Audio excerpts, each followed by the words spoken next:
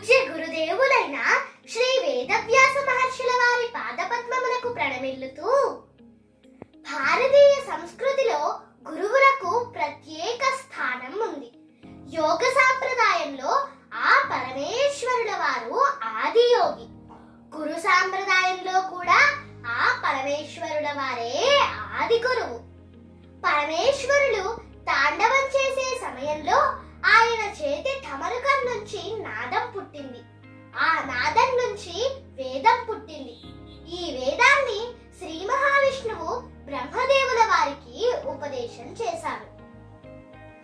బ్రహ్మదేవుల వారు ఈ వేదాన్ని ప్రామాణికంగా తీసుకుని సృష్టి చేశారు. ఆ తర్వాత బ్రహ్మదేవుల వారు ఈ వేదాన్ని తన కుమారుడైన వశిష్ఠ మహర్షుల వారికి, వశిష్ఠ మహర్షుల వారు తన కుమారుడైన శక్తి మహర్షుల వారికి ఉపదేశించారు. శక్తి మహర్షుల వారు తన కుమారుడైన పరాశర మహర్షుల వారికి, పరాశర మహర్షుల వారు తన కుమారుడైన కృష్ణ ద్వైపాయనుడు అనగా వ్యాస భగవానుల వారికి ఉపదేశం చేశారు.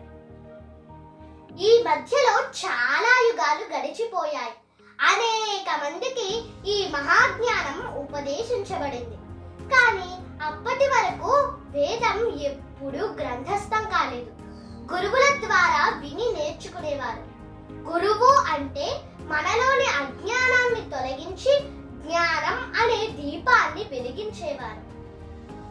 విశాల హృదయులైన వ్యాస భగవానుల వారు మానవ జాతిని ఉద్ధరించడం కోసం ఈ వేదాన్ని ఋగ్వేదం, యజుర్వేదం, సామవేదం, అథర్వణ వేదాలుగా విభజించి మనకు